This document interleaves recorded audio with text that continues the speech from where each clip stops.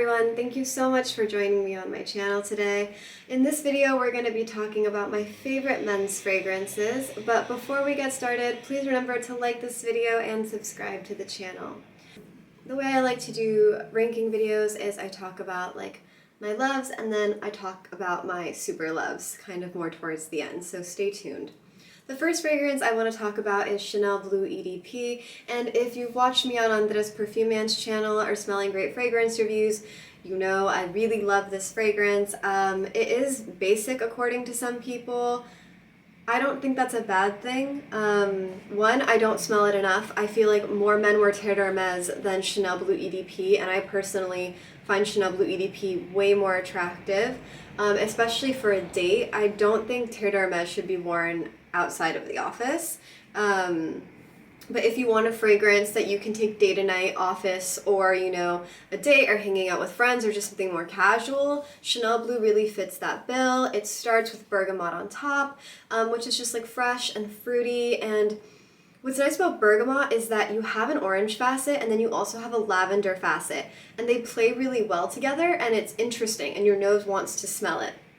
And then you get again to this glowy amber that's really sensual and blends really well with skin. And then lastly you have the woods, which lend a lot of masculinity, and it's a great fragrance. Next on my list is Eau Sauvage by Christian Dior, and Eau Sauvage is not to be confused with Sauvage, which is not my favorite fragrance. There's very few people that it works on, but a lot of people love it. Maybe it works on a good amount of people, but so many people wear it that I just don't think it works on them. With the original Eau Sauvage, it's a completely different fragrance. I wouldn't say it's beast mode at all. It's a classic cologne with lemon and orange and bergamot and rosemary, and it's really fresh and aspartic. It's very much in the vein of classic colognes like Acqua di Colonia by Santa Maria Novella or Force 711, but to me, no one does it like Eau Sauvage by Dior. Really great, surprisingly good longevity for a cologne, and a classic. This fragrance has been out for I think more than 50 years now, and it doesn't smell dated at all, because how does lemon essential oil and orange essential oil smell dated? They don't. It's just that's the smell. And so one of my favorite men's fragrances for summer, and the best fragrance in its category for me.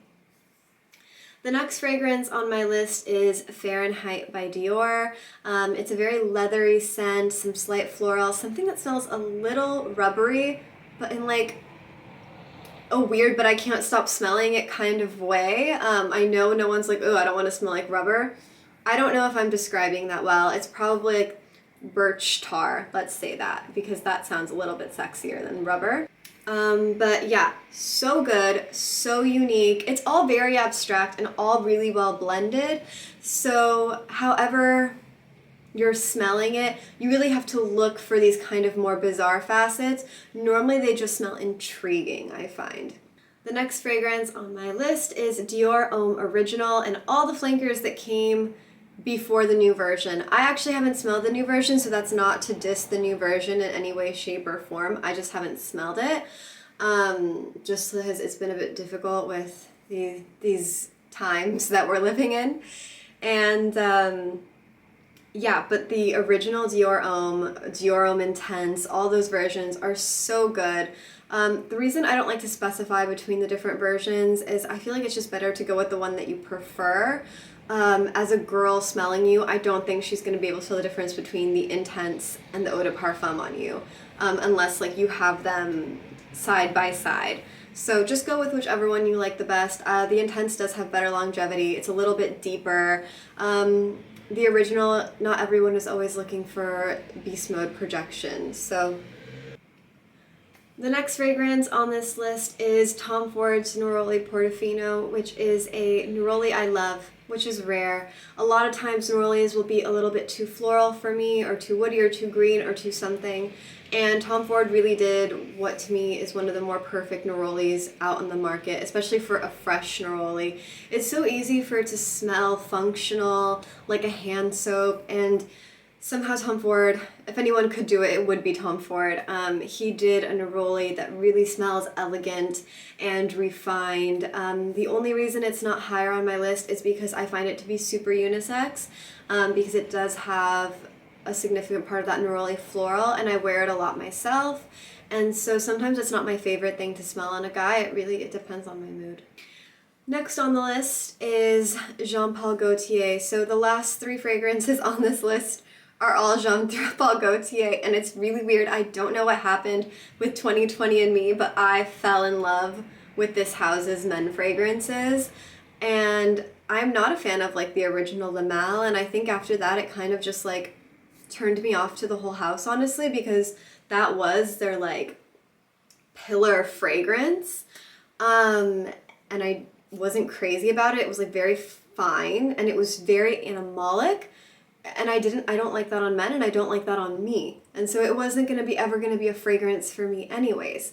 And I can tell it's a beautiful fragrance. I smell it and I'm like, wow, this is so unique for the time. I think Francis Kurkdjian made it when he was 26, you know, like insane. And it was so daring and different. Like, it's a fragrance I have a lot of reverence for, even if it's not a fragrance I want to smell in my boyfriend.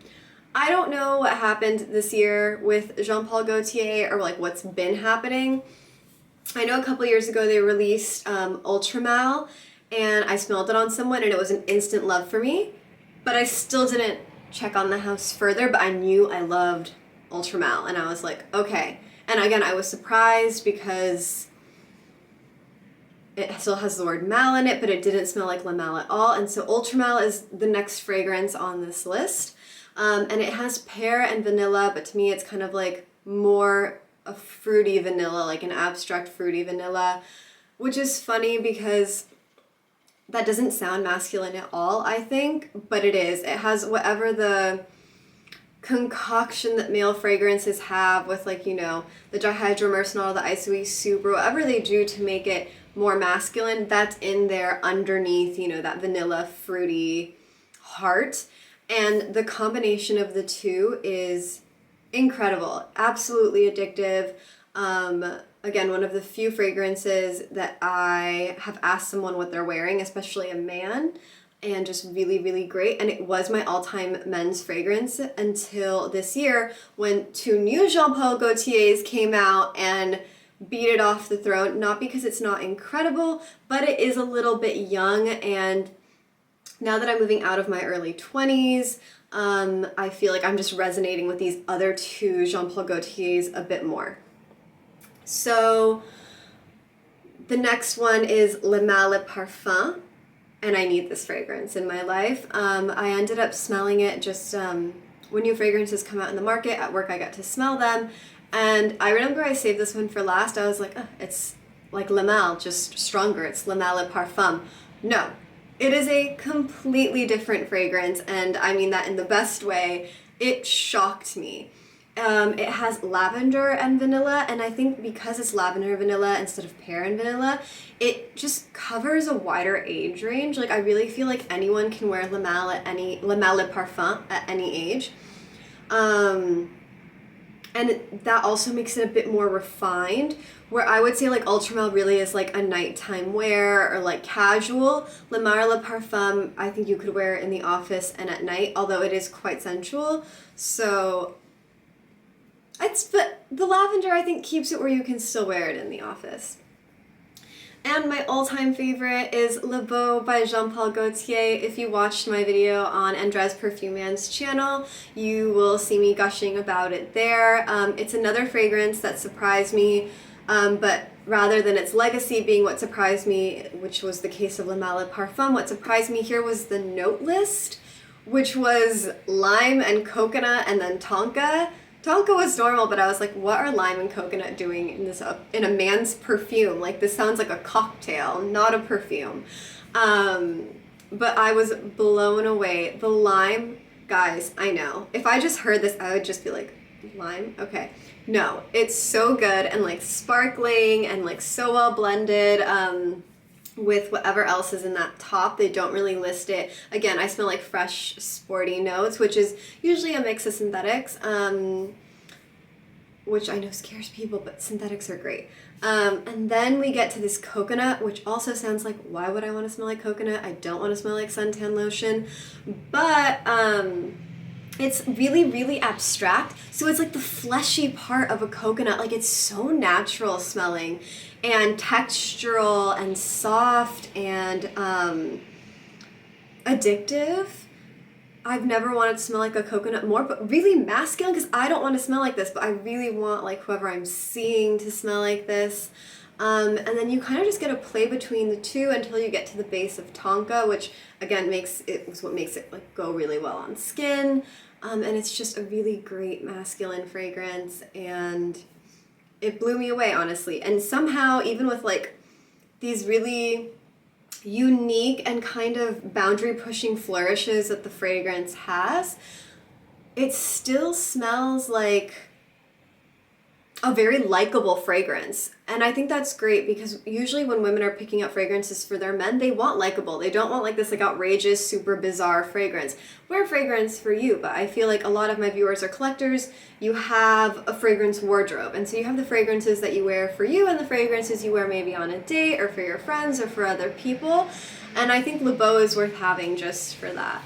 So I hope you enjoyed my list. I always love talking to you guys about fragrances. I do plan on doing a niche version of this list soon, and I hope to see you guys in the next video.